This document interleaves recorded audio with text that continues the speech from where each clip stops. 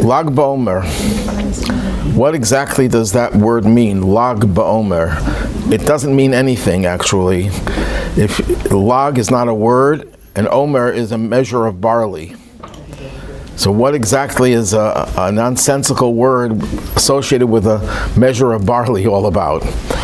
So let me give a little bit of a background, first of all, about what the day is, the date, Lag BaOmer. The Torah tells us that on the second day of Passover, they had to bring a special offering made out of barley to the temple. And that from that day onward, they should count 50 days to get to the next holiday of Shavuos, the anniversary of the giving of the Torah. So that period is known as the counting of the Omer. The Omer is the measure of barley, and from that time onward, you counted the days. When you get to day 33, how do you write 33 in Hebrew? Hebrew does not have numbers. Letters are their numbers. So the letter Lamed is 30, and the letter Gimel is 3. So Lamed Gimel is 33. If you want to turn that into a word, it can be Gal, it could be Lag, it could be Lig, it could be Log, it could be any combination. So it traditionally became known as Lag BaOmer, the 33rd day of the period of the counting since the offering of the Omer. That's shorthand for that. Jews use a lot of shorthand. So what exactly is this day? It's a joyous day, but it's a joyous day in midst of not such a happy period. Because of a terrible, tragic, historical event, this period between Passover and Shavuot has certain restrictions of joy. And Lag BaOmer is the exception to that rule. Now, there are many different customs about exactly what days the joy is restricted and what days they're not restricted. So we're not going to go into all these different customs, but the general idea is that this is a sad period, and this is the oasis in time when we have joy because of what happened on this day. So let's go through the two primary historical events associated with Lag BaOmer. The first of them chronologically, although the second event is the most important one in terms of the celebration, the first event is the one that happened first. Rabbi Akiva was one of the most important sages of all times. He's sometimes compared to Moses, compared to Ezra, the one who brought the Jewish people back to Israel during the Second Temple era. And Rabbi Akiva is put on the same level as Moses and Ezra. In fact, the Talmud tells a story that Moses was given a view of the future, and he was so impressed with Rabbi Akiva, he says to God, God, why did you give the Torah through me? You should have given it through Akiva. So this man was the most incredible person. And added to the fact that he was so incredible is the fact that he started off being a total ignoramus, totally illiterate, till the age of 40. And the story briefly is that he was a shepherd for one of the wealthiest Jews in Israel. Kalba Savua was his name, was his nickname. And Kalba Savua had a daughter whose name was Rachel, and she fell in love with him, and she saw that this man had tremendous potential.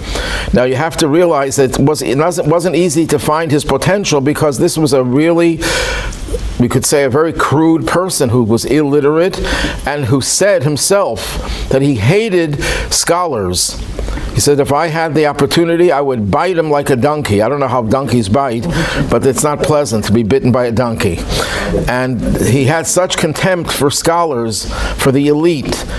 And then he himself, at the age of 40, when he married, she eloped with him because he promised that he would devote himself to the study of Torah. He went to school, to kindergarten, together with his child.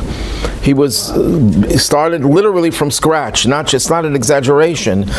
And then he never really thought that he could really master the Torah. Then one day he sees droplets of water dropping on cement, on stone, and there was a little crevice in the stone, and he realized that the water was dripping there for who knows how many tens or hundreds of years, and caused the stone to be indented. He said, if the water could make a dent in stone, in rock, then the Torah, which is likened to water, can make a dent in my brain. And he devoted the next 24 years to the study of Torah under the greatest of the rabbis of that time, Rabbi Eliezer and Rabbi Yehoshua. And he came back to his hometown with 24,000 students. You can imagine the effect, the impact that he had. His teachers were many of them were still alive, but he became the major teacher of Torah of that time. His knowledge was incredible, his depth of knowledge, his sharpness. No one could compare to him. Even his former teachers and colleagues looked up to him as someone who was out of this world, who was extraordinary. Rabbi, yes. Wasn't he also a convert to Judaism? No, his father was a convert. Maybe his mother also. We know he was a son of converts.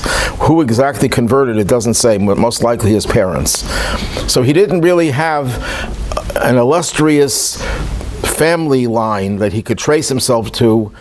He was simple background. Everything about him was simple, and he became the greatest mind and the greatest scholar and the greatest leader of his time.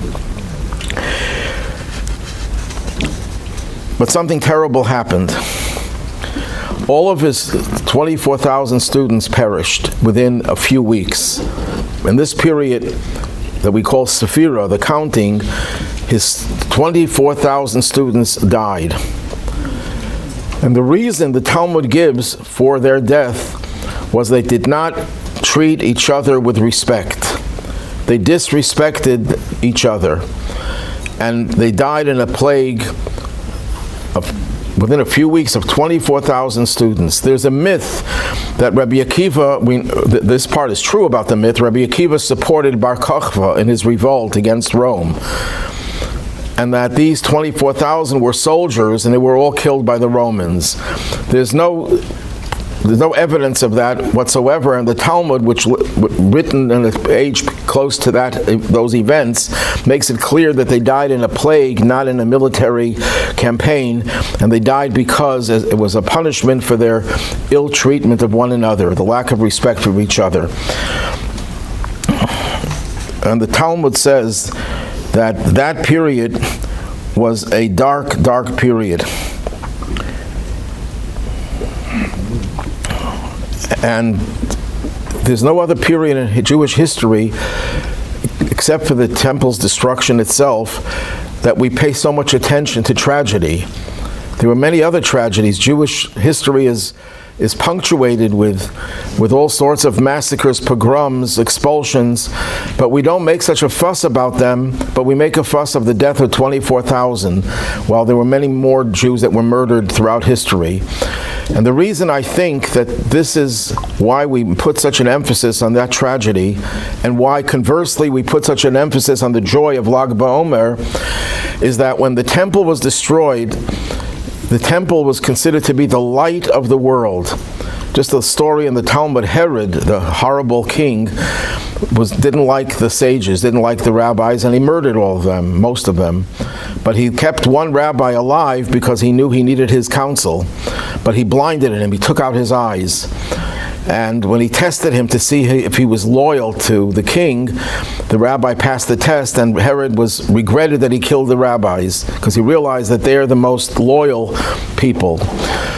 So he said, what can I do to atone for this sin? And Baba Ben Buta was his name, the sage that he blinded, said, you extinguished the light of the world, referring to the temple, and therefore you should rebuild the temple. The temple was then in shambles, so he rebuilt the whole temple. So we see that the building of the temple is considered to be giving light to the world, and the destruction of the temple is extinguishing that light. When the temple was destroyed, the light of the world was extinguished, but was preserved somewhat with the sages of Yavna. That's a whole long story in and of itself. The leader of the Jewish people at that time was Rabbi Yochanan ben Zakkai. And he had a secret rendezvous with Vespasian, the general, the Roman general, who later on became the Roman emperor. And he was very impressed with Rabbi Yochanan, so he said, I'll grant you any wish you have. What do you want? And one of the wishes that he had was that he should spare the rabbis, the sages in the city of Yavna. That's where the Sanhedrin exiled, and that they shouldn't wipe them out. So that kept the light of the Judaism still alive, even after the destruction of the temple. But when the heirs of these Yavna sages, the 24,000 students, the next generation, when they all died, that really put out the light in a way that reinforced the destruction of the temple's tragedy. If the temple had just been destroyed and the sages would have flourished, we wouldn't have felt the impact of the destruction as much as we did when we lost those 24,000 sages.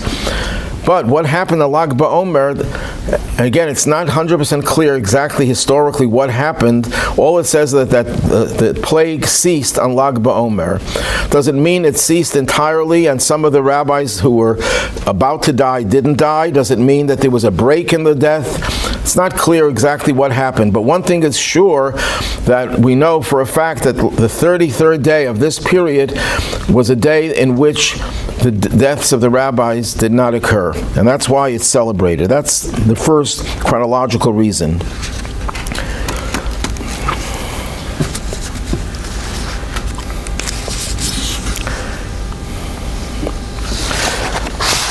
Okay, Rabbi Akiva, just to talk a little bit more about Rabbi Akiva, was not just the greatest scholar of his time and of generations before and after him, but he was also an incredible leader.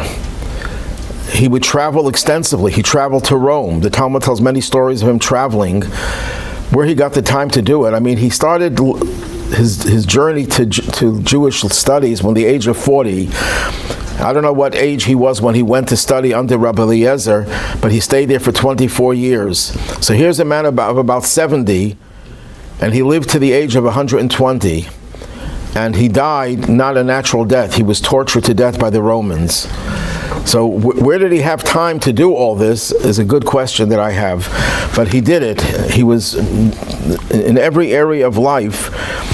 He laid the groundwork for the first major work of Judaism after the Bible, the Mishnah. And anytime Rabbi Akiva argued with any other single rabbi, the Talmud says we follow Rabbi Akiva. He is the primary and preeminent authority of Jewish law. He was so brilliant that he was able to interpret every single letter of the Torah and even the crowns on the letters. If you ever look into a Torah scroll, the letters are written not just with letters, but certain letters have little crowns on them. It's the best way to refer to them. And we don't even understand what those crowns signify, but he was able to interpret every one of those crowns. And when he passed away, it was the glory of the Torah had departed. No one could show the depth of Torah the way he could. And he also, it's interesting, he also supported Bar Kokhba in his rebellion against the Romans, which was quashed, and Bar Kokhba was killed, and the whole city of Beitar, where Bar Kokhba's city was destroyed, was massacred. And even though Rabbi Akiva was the main supporter of Bar Kokhba, he's never criticized for supporting Bar Kokhba, which is interesting. Any other person who would have supported an ill-fated rebellion that caused so much destruction would have been blamed for his bad decision.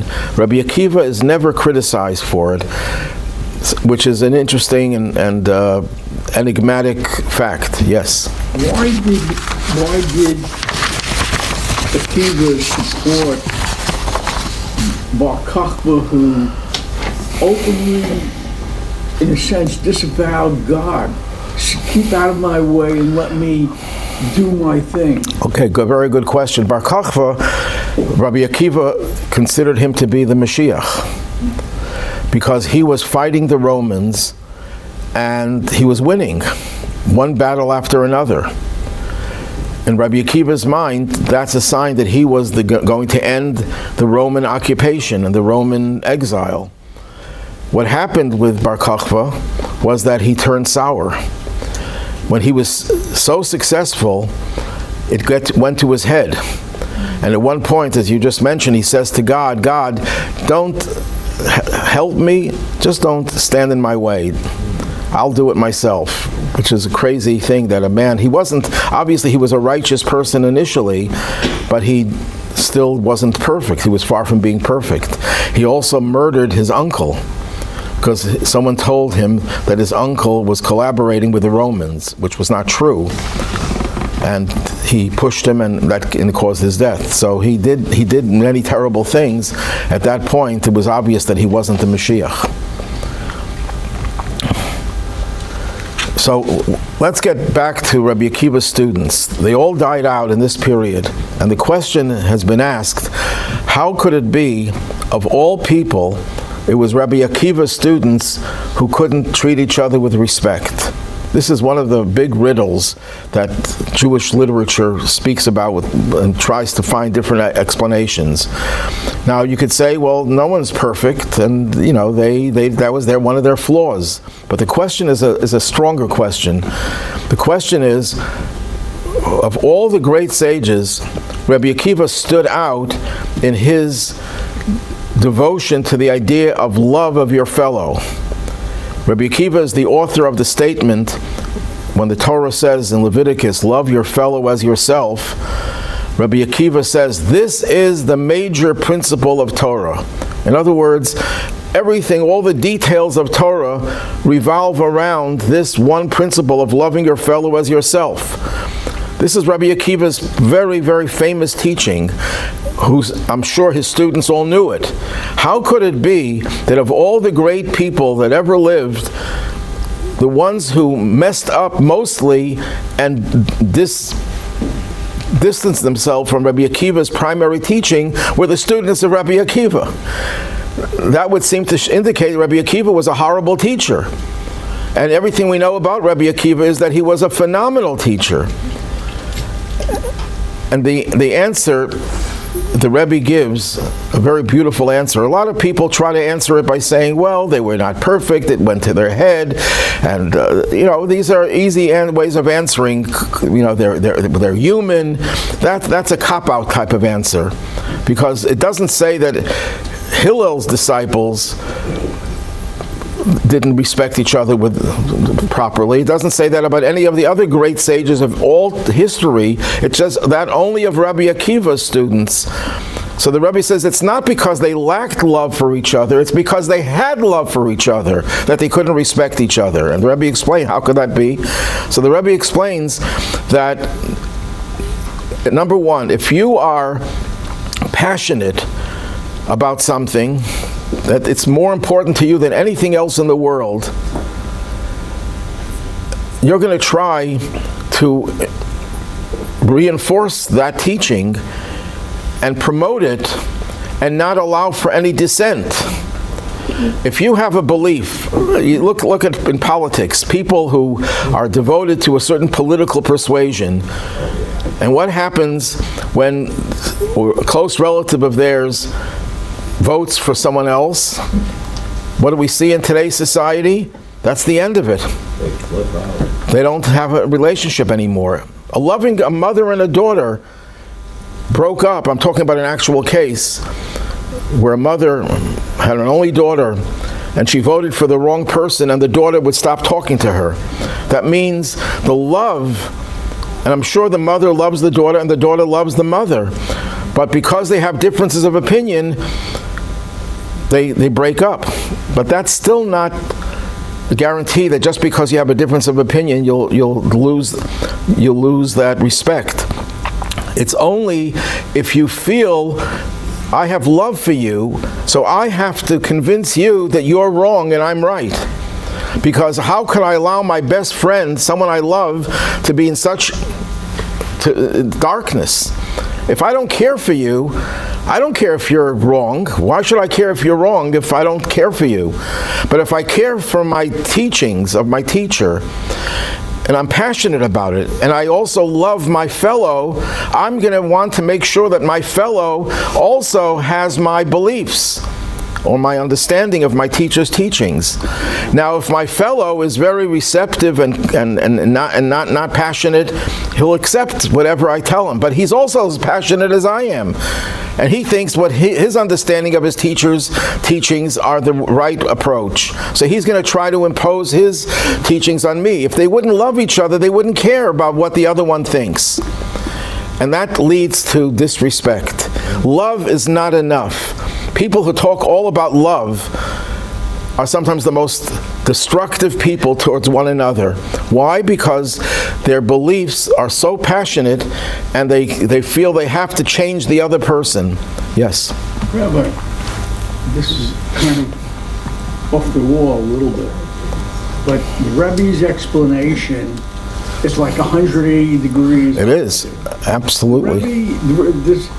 Is that a practice of the Rebbe? Because in his explanation, he gives the most unique explanation also with the spies, where he does also 180 degrees as to what everyone else thought.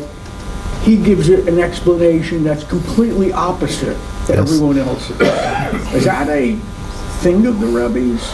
It's the general approach of Hasidus. Hasidus takes all the negative interpretations of things and tries to show that there's really a positive basis for that event, and that it still comes short. In other words, the students of Rabbi Akiva were definitely faulted for not respecting each other. But it wasn't because they lacked love. It's because, and the lesson we learn from this is that love is not enough. You have to love someone, but you also have to respect them, even if they're totally wrong, you totally disagree. We're living in a society today that if you don't agree with me, and I'm right, of course, I can't be wrong, then I cancel you. And that's not called loving your fellow. And the people who are most guilty of this are the people who talk about unity and love.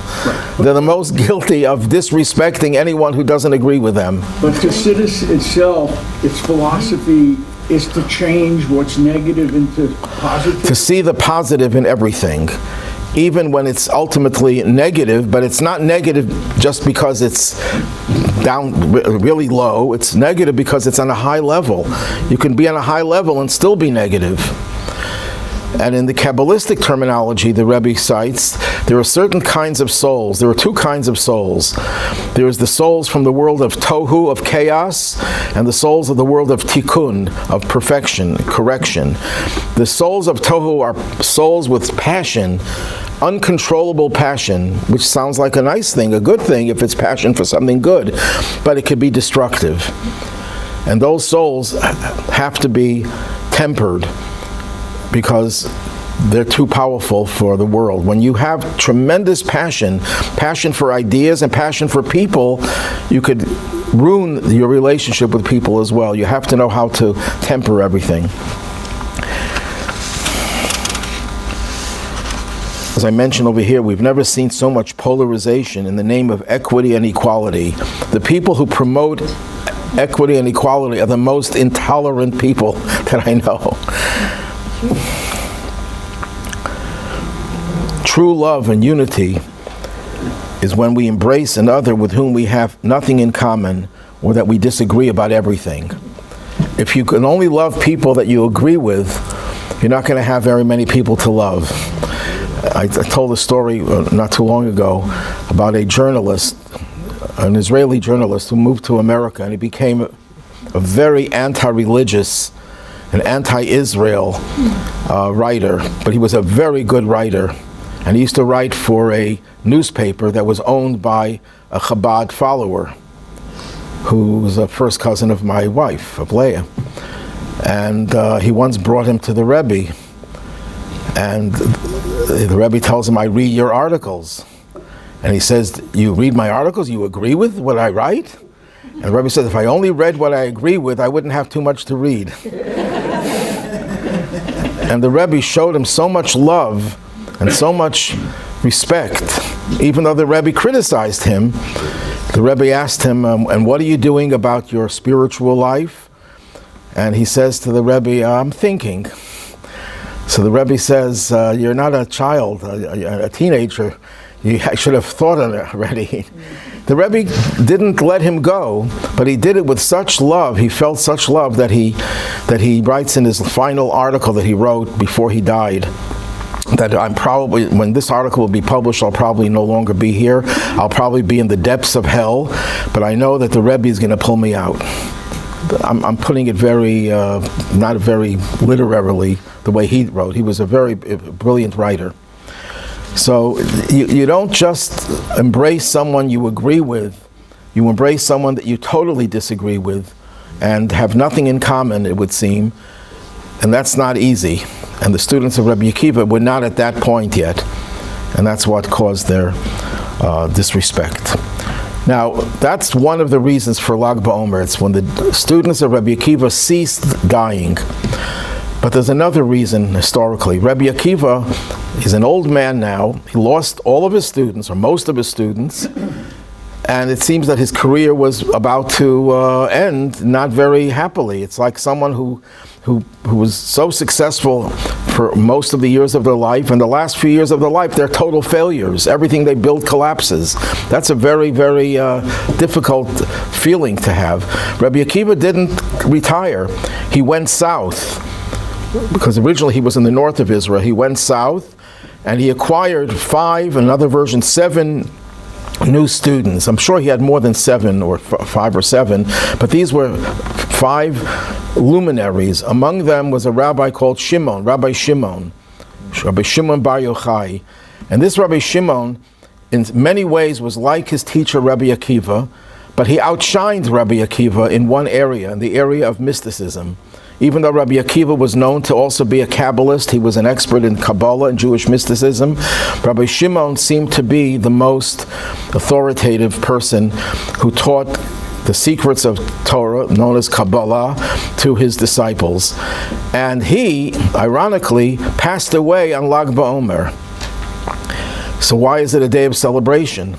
Because he asked on the day that he passed away that it should be a day of celebration.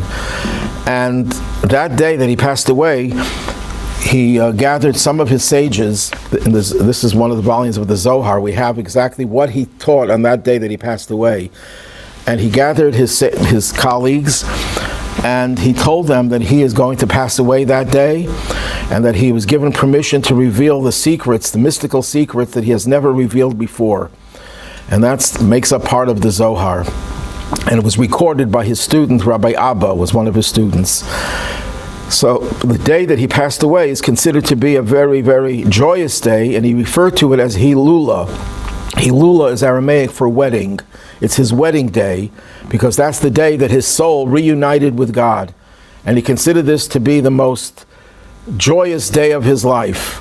Contrary to Moses, who passed away reluctantly. Moses didn't want to leave this world, and that's why the day that Moses passed away is considered to be a sad day, but the day that Rabbi Shimon passed away is considered to be a joyous day, and there are many celebrations associated with it. In fact, the largest concentration of Jews for any event in all of modern Jewish history, and maybe even in ancient Jewish history, was the Lag BaOmer. Tragically, because of the situation in the north of Israel with the rockets, they canceled the celebration in Miron. Miron is a city near Tzvat in the north of Israel, and every year for decades, hundreds of thousands of Jews would gather in Miron. And again, this year only a few hundred, I think, were allowed in, and the rest had to go in other places to celebrate. And one of the ways we celebrate Lag BaOmer is through a bonfire. Why the bonfire? Because Rabbi Shimon is associated with a work called Zohar. That's the mystical work, and the word Zohar means light or radiance. So the bonfires are a sign that this is a day that brought light to the world. There's also a custom for little children who reach the age of 3 to get their first haircut, because there's Jewish custom that a boy doesn't get his first haircut until he's 3 years old. And since you can't take haircuts during the period known as the Sphira, the counting of the Omer, the Lag BaOmer is the exception, so the children are brought to Miron or any other place and they get their first haircuts if they're 3. It's a day that we don't say certain sad prayers. It's a day of rejoicing. The Ari, the great Kabbalist who lived in the 15th to 16th century, writes about how it's not a good idea to be sad on this day. This is a day when you could achieve so much because of the merit of Rabbi Shimon. Rabbi Shimon once said that I could vindicate all of the people of the world until Mashiach comes. In other words, he could find ways of finding the good in everyone. The Talmud also says that in his lifetime, no rainbow appeared in Israel. What is the significance of that? The rainbow is the sign that God put into nature to remind us that we have to shape up, and we're in big trouble if we don't. And in his lifetime, there was no need for it because he was the reminder. Yes? Didn't God tell Rabbi Shimon to go shape up when he came out of the cave and had negativity about others? Rabbi Shimon. Okay, I'll get to that right now. Rabbi Shimon was a harsh critic of Rome. Once Rabbi Shimon was sitting with his colleagues, Rabbi Yehuda and Rabbi Yossi. These are 3 of the 5 students Rabbi Akiva acquired. And they were talking about the Roman Empire, under whose power they lived. Rabbi Yehuda praised the Romans. Even though the Romans destroyed the temple, murdered over 1 million Jews, he still found some good in them, that they're building up society. They're building bridges. They're building infrastructure. Rabbi Shimon says, don't praise them. They don't do anything for pure motives. Everything is for their own self-aggrandizement. It's all for their own power and glory. And the third rabbi, Rabbi Yossi, was silent. In other words, he agreed with Rabbi Shimon, but he didn't want to say it because there was someone else in the room. And when someone else is in the room, eventually it got reported to the Romans. So the Romans said, Rabbi Yehuda, for praising us, will be the spokesman of the Jewish people from now on. Then whenever Jews get together, the first speaker is Rabbi Yehuda. Rabbi Yossi, because he was silent, he'll be banished to exile. And Rabbi Shimon was going to be put to death. So Rabbi Shimon and his son fled, and finally they were running from one place to another. Then they took refuge in a cave. And that's where they stayed for 12 years. When they came out of the cave, they became so detached from the physical world that Rabbi Shimon couldn't tolerate people engaged in mundane activities, plowing and sowing their fields and reaping. He says, what are you doing over here? And whenever he looked at them with a dirty look, it affected them. He had powers, spiritual powers. So he got a message from God, you're not ready for the world yet. Go back into the cave. He went in for another year, and he came out, and his son was still not capable of dealing with the mundane world. So his son would go wherever he would go, he would cause people to get something would happen to them, and Rabbi Shimon would heal. Rabbi Shimon would justify them. So Rabbi Shimon went through a process, you're right. But when he came out, he was totally transformed, and he was able to make that bridge between the higher world and the lower world.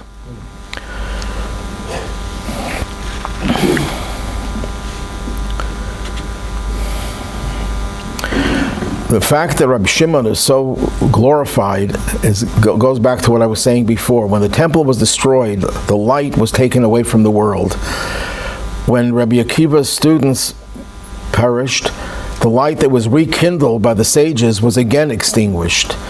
When did the light start to come back? It was through Rabbi Shimon. That's why we make such a fuss about him more than the other great sages, more than his colleagues, Rabbi Meir and Rabbi Yehuda and Rabbi Yossi and many others.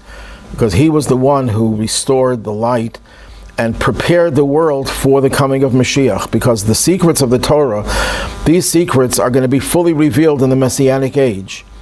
So when Rabbi Shimon started teaching them, he was giving us a taste of the future. But it was only limited to a few students. Not everyone was allowed into his gatherings. But he started the process of bringing back the light to the world.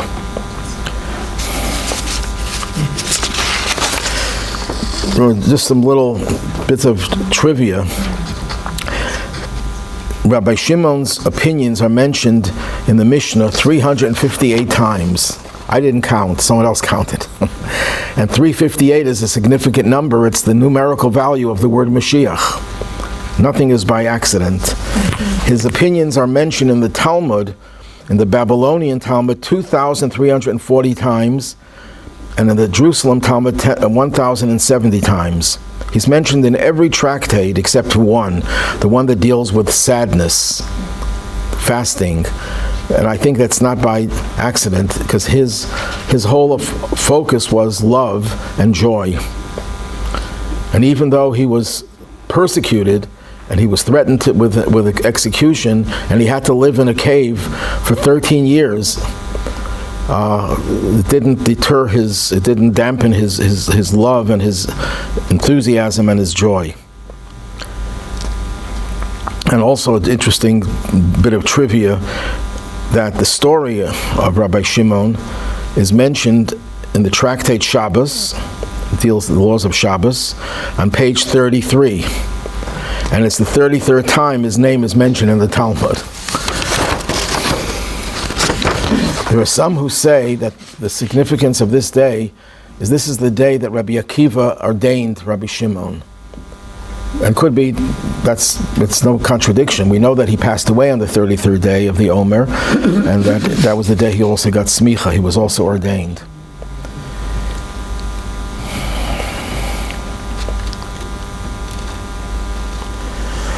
There's another custom that people have on Lag BaOmer, and that is to play with a bow and arrow. Why bow and arrow? Because it's connected to rainbow. Since the Talmud says that in his day there was no need for a rainbow to remind people to shape up, so to remember that, to symbolize that, we play with a bow and arrow, a bow just like rainbow. But also the Zohar says that the rainbow, while it has a negative connotation, on one hand, that it's a reminder that we're not doing the right things, we have to shape up, it's also a symbol of the arrival of Mashiach. And Rabbi Shimon was the person who catapulted us more than any other person to that age when the knowledge of God will become widespread. And the rainbow is a symbol of that era. Isn't rainbow also a sign of the covenant? That's the first reason. It's the covenant God made with Noah that he won't destroy the world even if the people don't behave. And that's a reminder for us to start behaving. Now there's a story over here that I think is a very beautiful story. A woman was married for many years to her husband but had not had children. Her husband decided to divorce her. So we went to Rabbi Shimon bar Yochai of blessed memory. Rabbi Shimon told them that just as they had celebrated with joy their mutual bond when they got married, so should the severance of their mutual bond be celebrated in joy. The husband therefore prepared a great feast, at the height of which he called his wife and asked her in his joy to choose whatever she desired of his possessions to be hers, and said that he would not refuse her anything. What did she do? She served him so much wine that he got drunk and fell asleep on his bed.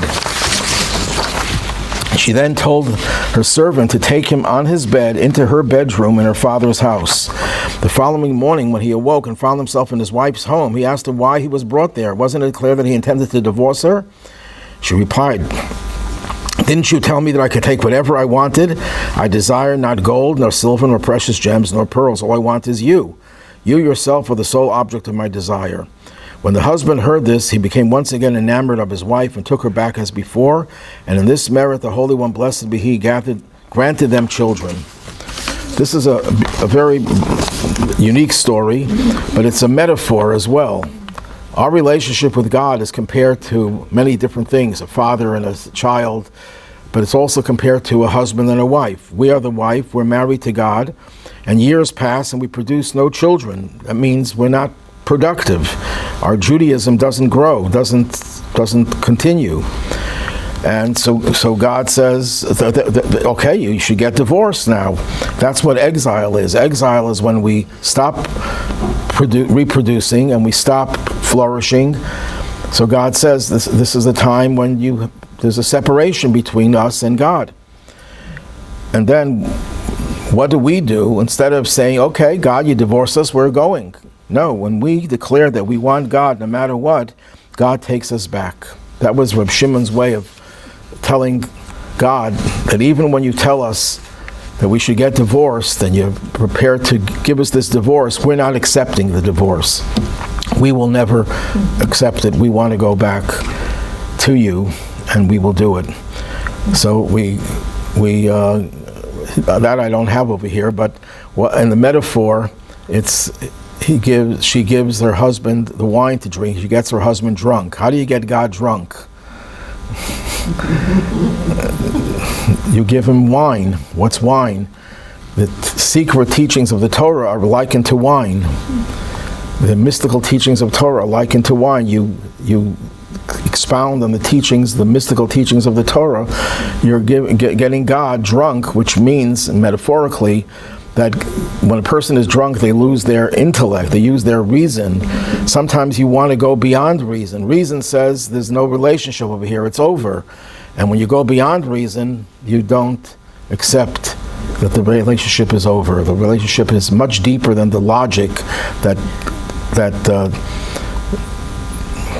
influences your decisions. When you're in love with someone, you don't, and someone asks you, why do you love this person? You don't say, well, this person did me this favor, and the other day they did me that favor, and they're smart, and they're good looking. If that's how you measure your love for someone, then that's a business relationship. That's not a loving relationship. A loving relationship has to transcend reason. You have to be drunk with love, not just accepting the relationship based on logic. So in the metaphor, we get God drunk, that means we get God to stop using reason in his relationship with us, because if it's only based on reason, there are many reasons for God to divorce us based on how we behave sometimes. But we say to God, God, transcend your reasoning, drink this wine, that we're going to give you this opportunity to rise above your intellect.